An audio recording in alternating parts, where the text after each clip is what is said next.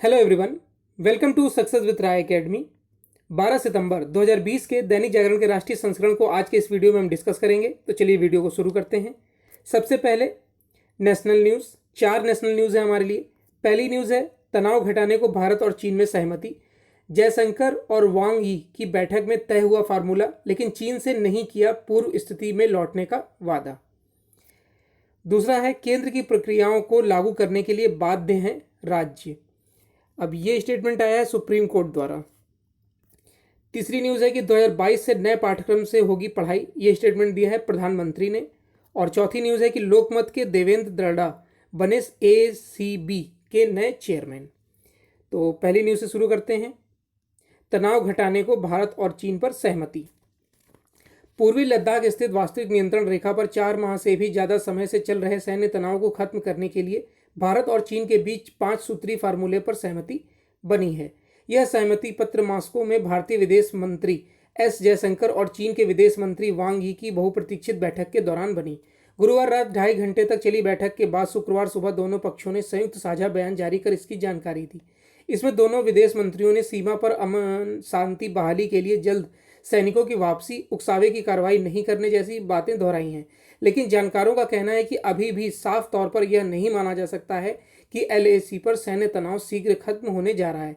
Ground level पर जहां तक दोनों देश के सैनिक एक दूसरे से कुछ 100 मीटर पर तैनात हैं, वहां संयुक्त बयान में सीधे तौर पर संदेश देने की बात कही नहीं गई है।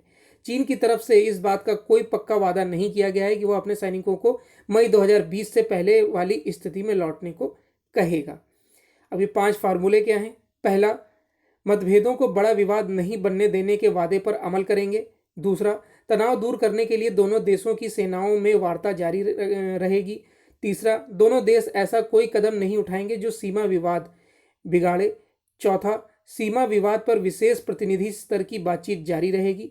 और 5वां पॉइंट है कि तनाव कम होते ही विश्वास बहाली के लिए ठोस कदम उठाएंगे।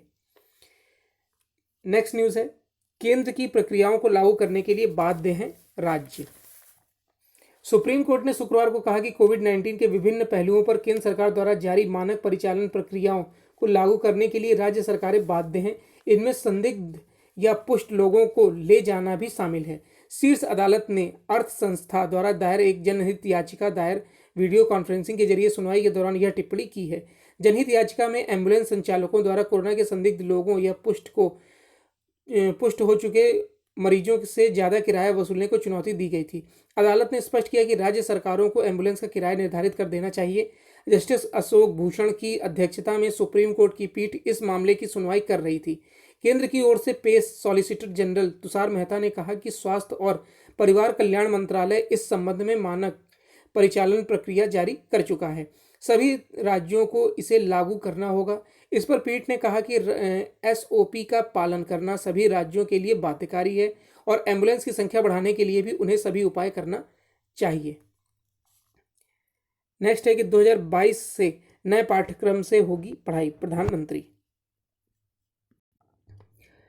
राष्ट्रीय शिक्षा नीति पर अमल की तैयारी के बीच प्रधानमंत्री नरेंद्र मोदी ने शुक्रवार को साफ कर दिया कि साल 2022 से छात्रों की पढ़ाई नई शिक्षा नीति के तहत तैयार हो रहे पाठ्यक्रम से होगी।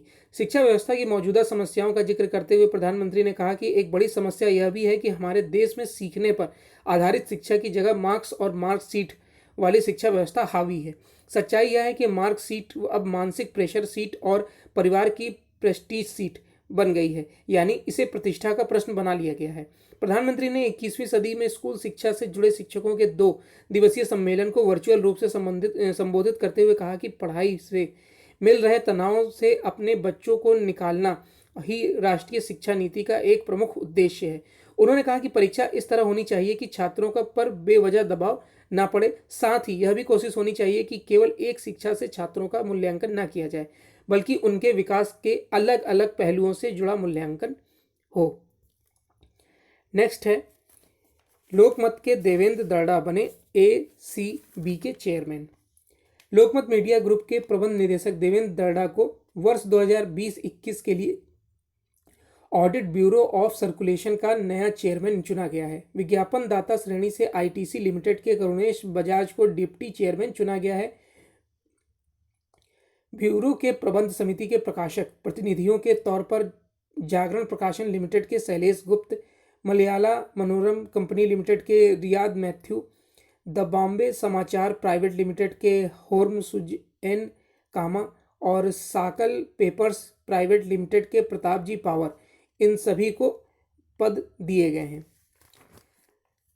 तो ये नेशनल पेज की 4 न्यूज़ थी। अब नेक्स्ट पेज पर आते हैं। नेक्स्ट पेज है इंटरनेशनल पेज। इंटरनेशनल पेज में 2 न्यूज़ हैं। पहली न्यूज़ है कि पाक के खिलाफ एक सुर में बोले भारत और अमेरिका। और नेपाल की एक और शरारत, भारतीयों को नागरिकता का प्रस्ताव। पहली न्यूज़ से शुरू करते हैं। पाकिस्तान को आतंकी संगठनों के खिलाफ तत्काल, सतत और अपरिवर्तनीय कार्रवाई करने की आवश्यकता है। ऐसा करने से यह सुनिश्चित हो सकेगा कि उसके नियंत्रण वाले किसी भी क्षेत्र का इस्तेमाल आतंकवादी गतिविधियों में नहीं हो रहा है। भारत और अमेरिका ने गुरुवार को संयुक्त बयान में यह कहा कि दोनों देशों ने इस्लामाबाद से मुंबई हमले और पठानकोट एयरबेस पर हमले सहित अन्य हमलों के दोषियों के खिलाफ त्वरित कानूनी कार्रवाई की मांग की है।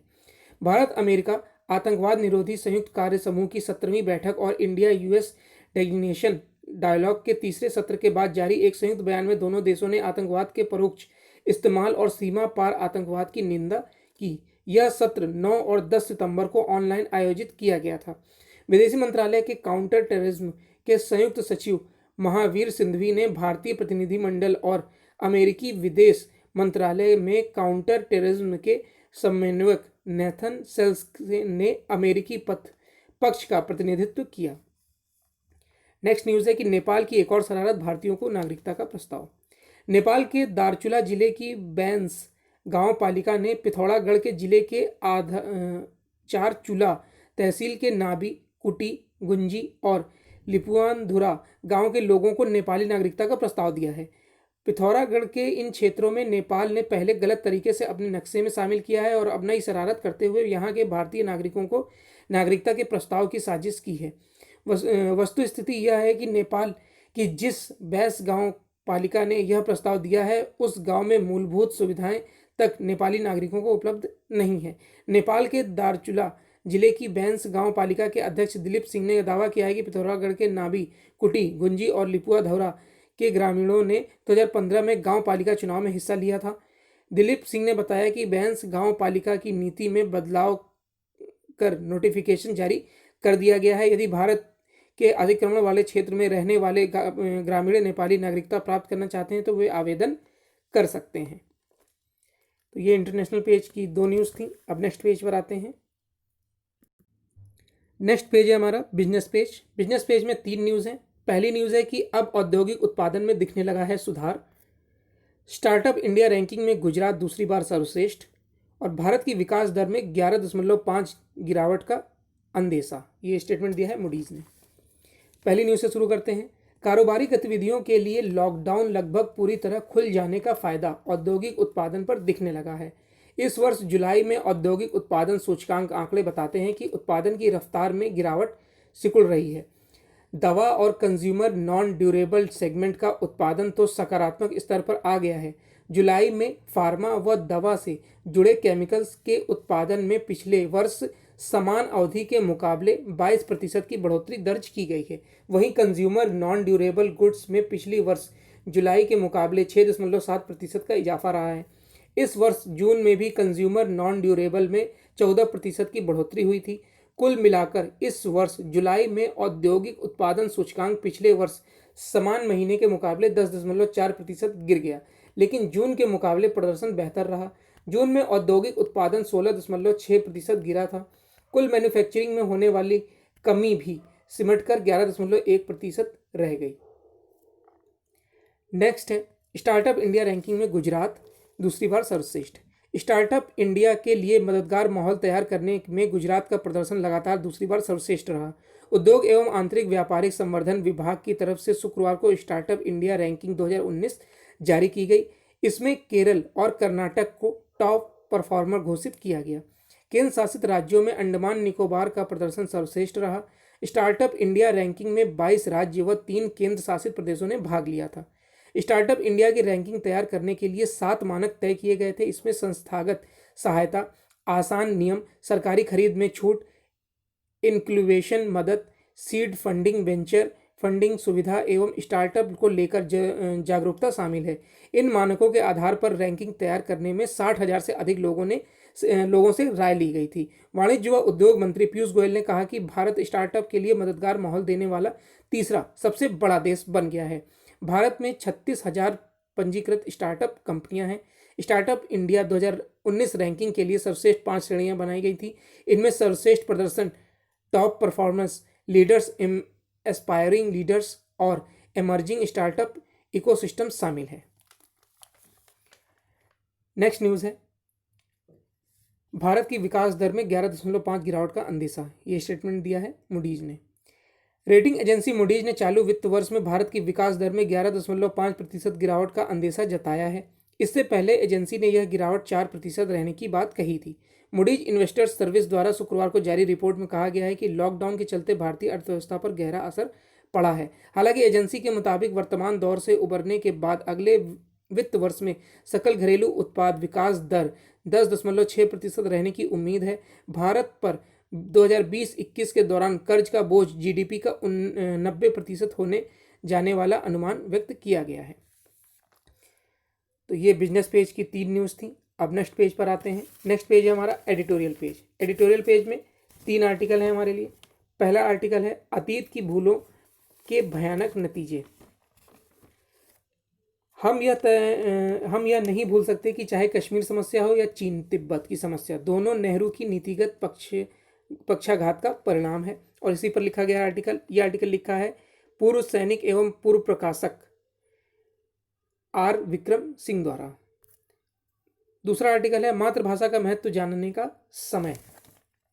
जापान, जर्मनी आदि देशों की प्रगति इस मिथ्या धारणा को ध्वस्त ही करती है कि विकास की भाषा तो अंग्रेजी है।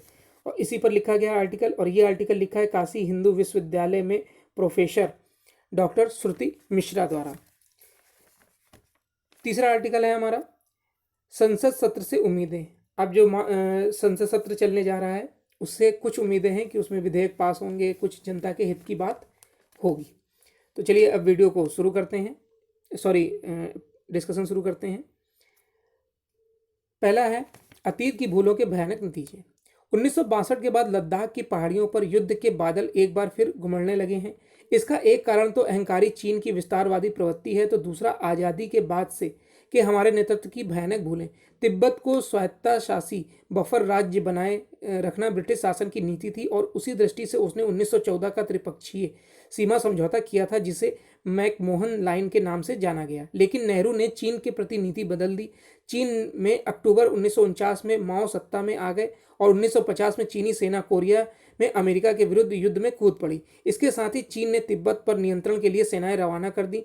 वे सेनाएं हमारे अक्साई चीन के एक पुराने विकसित मार्ग से होते हुए तिब्बत पहुंची। चीनी आक्रमण के जिस मार्ग को विश्व ने जाना उसे हमने न जानने का नाटक किया। ब्रिगेडियर दलवी अपनी पुस्तक हिमालयन ब्लंडर में लिखते हैं कि अक्टूबर 1950 की बात है। एक दिन अचानक जनरल लेटेन उद्विग्न होकर लेक्चर हॉल में आए और कहा, तुम्हारे नेताओं की आक्रामकता के कारण चीन ने भारत के उत्तर में आज एक बड़ा दरवाजा खोल दिया है। तुम्हारी मुश्किलें कितनी बढ़ जाएंगी इसका तुम्हें अंदाजा भी नहीं है। यह मानना कि भारत सरकार को अक्साई चीन में बन रही सड़क की जानकारी नहीं थी स्वीकार्य नहीं है। 1962 का युद्ध 20 अक्टूबर को प्रारंभ होता है।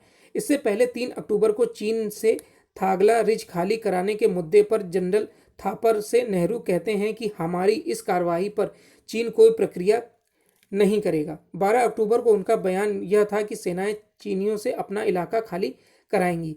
वह मानते रहे कि चीन बड़ी प्रक्रिया नहीं करेगी।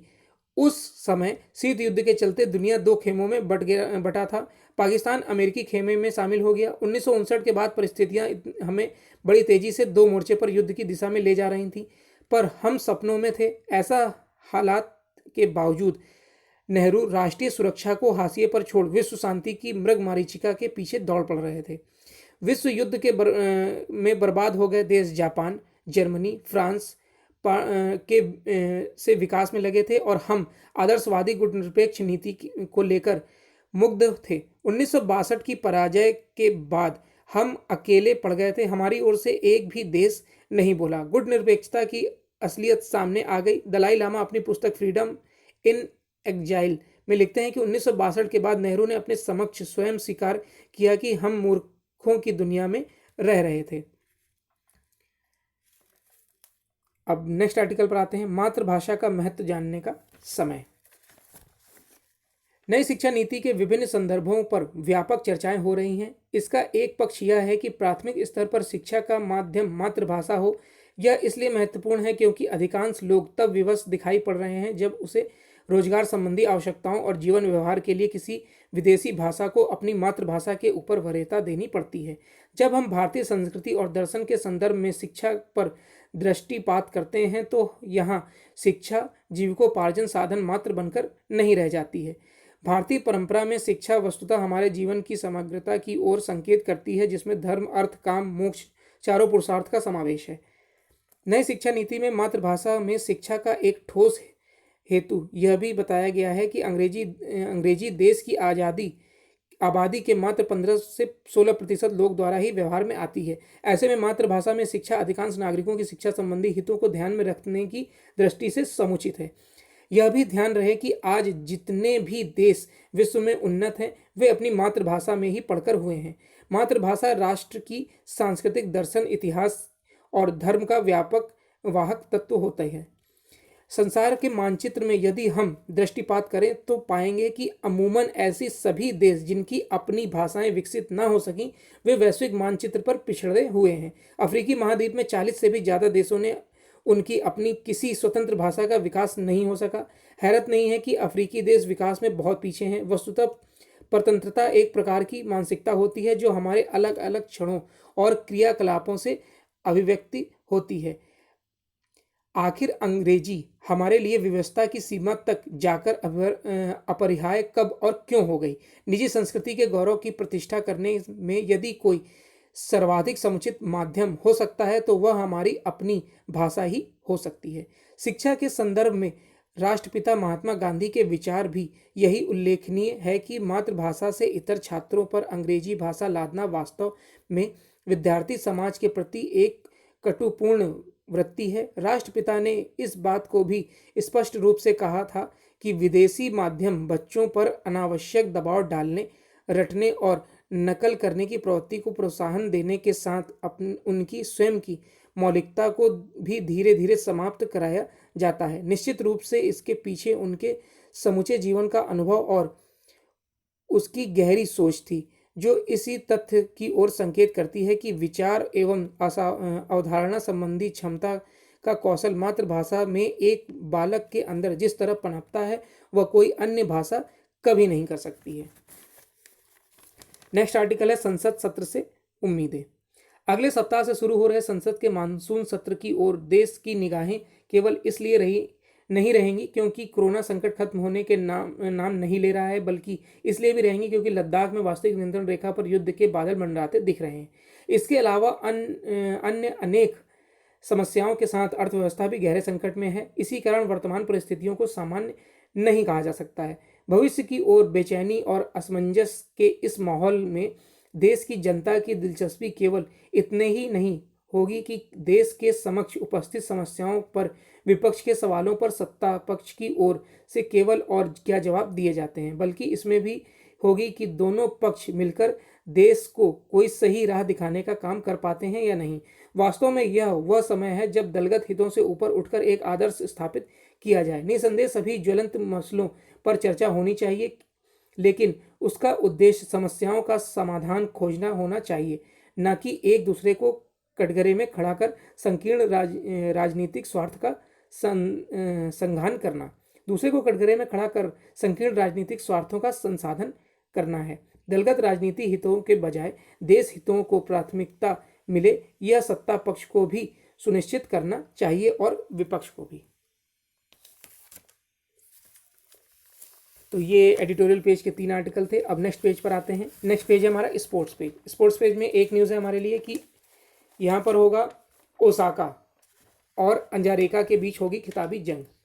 अनुभवी सेरेना विलियम्स टखने की चोट के कारण यहाँ शानदार शुरुआत का फायदा उठाने में नाकाम रहीं, जिससे उन्हें महिला सिंगल्स के सेमीफाइनल में विक्टोरिया अंजारेका के हाथों हारकर यूएस ओपन टेनिस टूर्नामेंट से बाहर होना पड़ा। इस हार के साथ सेरेना का 24वां ग्रैंड स्लैम खिताब जीतने का सपना भी टूट गया। बेलारूस की अंजारेका ने अपनी इस मजबूत अमेरिकी प्रतिद्वंदी को 1-6, 6-3, 6-3 से हराकर 2013 के बाद पहली बार किसी ग्रैंड स्लैम टूर्नामेंट के फाइनल में जगह बनाई है। अब रविवार को होने वाले खिताबी मुकाबले में अंजारेका का सामना 2 बार की ग्रैंड स्लैम चैंपियन जापान की नाओमी ओसाका से होगा। ओसाका के अन्य सेमीफाइनल मुकाबले में अमेरिका की जेनिफर ब्रैंडी को 3 सेटों तक चले मुकाबले में 7-6, 3-6, 6-3 से हराकर फाइनल में जगह बनाई है। तो ये 12 सितंबर 2020 का दैनिक जागरण का राष्ट्रीय संस्करण था। आई होप आपको वीडियो अच्छा लगा होगा। अगर आपको वीडियो अच्छा लगा हो तो लाइक और शेयर कर दीजिएगा। वीडियो देखने के लिए धन्यवाद।